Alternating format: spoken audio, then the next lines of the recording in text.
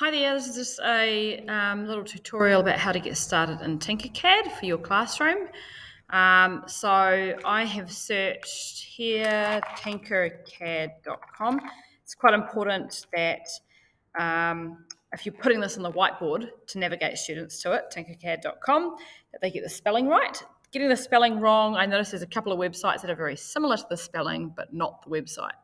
So it should bring up tinkercad.com here, and I'm actually already signed in. So if I log out for a moment, that will bring us back to the page that you will have pop up.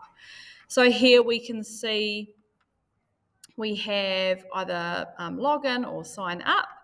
So if you're doing this for the first time, you could go through the sign up, educator start here.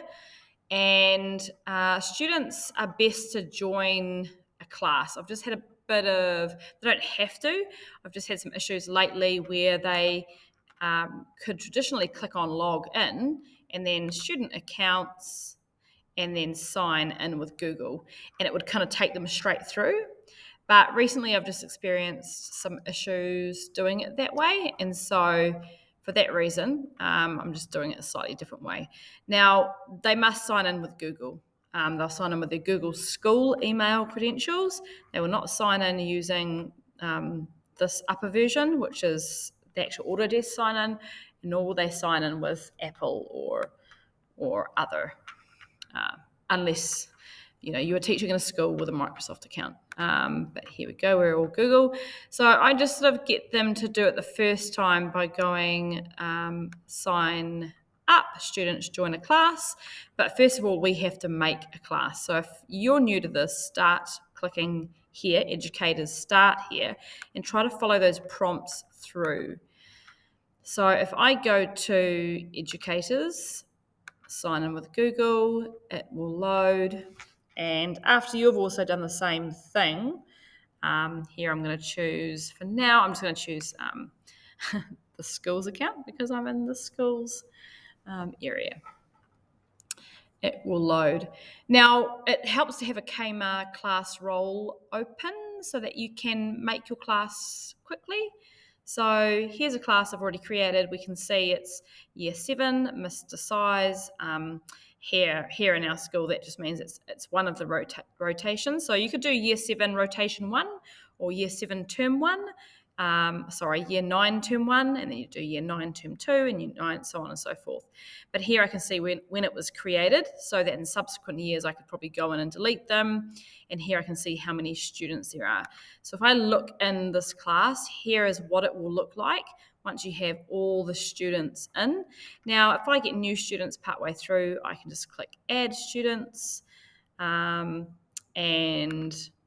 there's probably a bunch of actions here. Click on that child, add to class, remove from class, suspend. So there's a few options each there.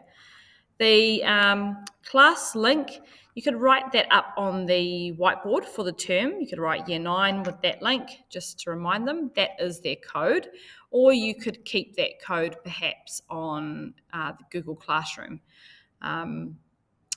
Sometimes it can be helpful just to have it written on the board so they don't have to open up Google Classroom and then faff around a bit too much with that. Just have it somewhere permanently on the board. So if I just go back here and we create a new class, of course here I'm under the classes section, create new class, you enter the year group, so year 9, term 1, grade level, ages, 6th grade, 11 to 12, 12 to 13. I can never remember how old they are. It sounds terrible.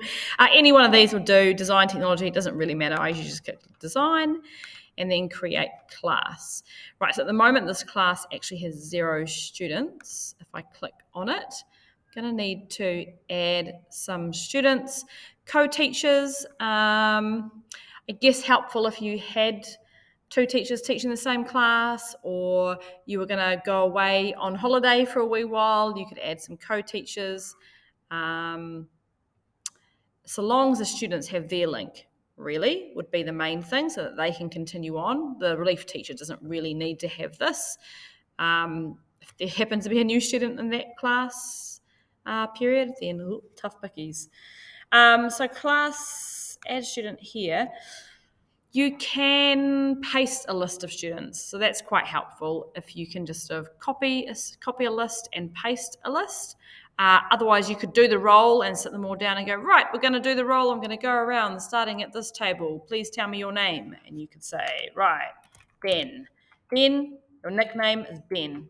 Save changes. And then you could go, Amy, your nickname is Amy. The nickname thing is quite important because when they sign in, they'll be asked to use their nickname.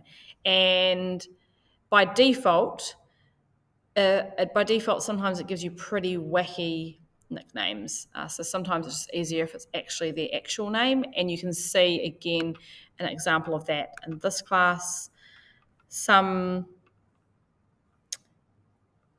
all got pretty generic ones here.